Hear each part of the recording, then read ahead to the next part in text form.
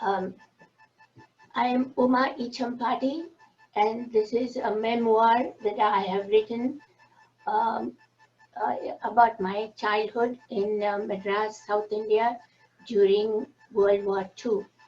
My father was a doctor in the Indian Army, and the Indian Army was a part of the British Army and part of the Allies that were fighting World War II. He went to Penang in Malaysia, and within 8 months, he was captured a prisoner by the Japanese. And he was there till the end of the war. Um, my mother and she brought her two girls, that me and my sister, 5 and 7, and came home to stay with her parents. Met in course of time, she was writing letters to him every day, and he was writing to her every day. And as usual, she was full of love and romance and missing him and all that. But he was always like, take care and take care of the bank accounts and watching over their future. Um, After 8 months of his joining, he was captured, and from then on, there were no more letters. So my mother was living in the unknown, in suspense, and one day she received a whole bunch of letters back returned to sender. So she, for all the letters she had written, did not reach him at all. Some of them did, but many were returned. At the same time, Madras was under threat of bombing, so we all had to evacuate and go to the interior, to one of the cities in the interior where we had some relatives. And uh, so we missed school, and we were there for about a few months until the bomb threat was over. We came back, and years went by. Birthdays came and birthdays went, festivals came and festivals went, and my mother had no information at all. Occasionally, she would hear uh, a radio message. Oh, my father's name was Dr. Rao. So he said, oh, Dr. Rao sent a message to his family in Madras, I am fine. And somebody hears it and somebody else hears it, and then my mother will get the information and say he sent a message, he's fine.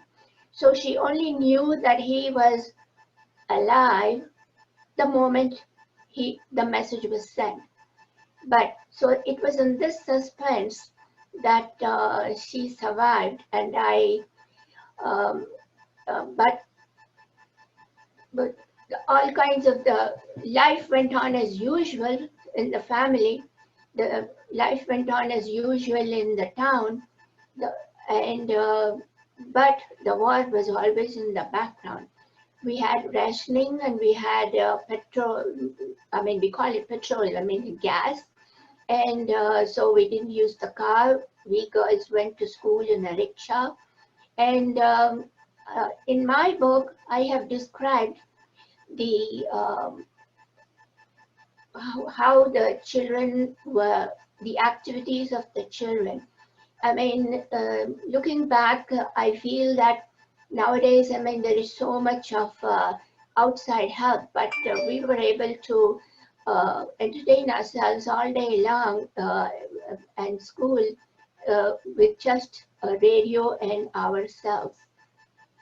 So what I describe in the book is what the family, the adults go through, and how the children are kind of miss out on a father when they go to school, and other children's fathers come and take them to the concert and things like that. And we did not have any father figure at all. And uh, I think the book has something for everybody. The women will like the love story, the agony felt by the wife. And the children, I would like all the activities described by what the children did every day and all the excitement that they had, like voodoo and whatnots, and having a monkey remove lice from your hair. I mean, all kinds of activities that happen in South India in the 40s, which is very historical because all those things do not happen anymore. And I also think it has a good appeal to the men because I have put in a lot of the action going on that my father described in the letters, all the suspense and the unknown, and how the army functioned with trying to communicate with the families. And there was one occasion where uh, my mother did not get her paycheck. I mean, he, the, because he was a prisoner, only 80% of the salary was paid. And at one time, my mother did not get a paycheck. And when she inquired, they said, prove that he's alive. Now, how is she going to prove that he's alive so she can get a paycheck? So all these administrative problems of the military and the military had no depended only on the wireless for the communication, and it was a very trying time. And so I think people would enjoy the book because it is from a different country.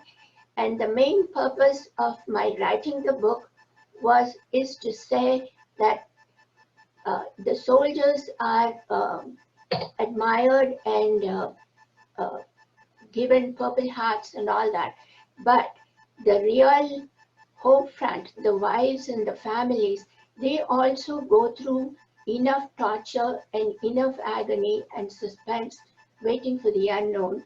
So all the effect that a war has on an individual soldier and an individual family is what I have described. And I think every soldier in every war has his or her own story to tell. Now, after reading the book, I wish people would think not once or twice, but 10 times before they start a war. So I hope I succeed in at least touching people's hearts. And luckily for us, my father came back. But I always wonder what if he did not, what would have been the future of us. Thank you.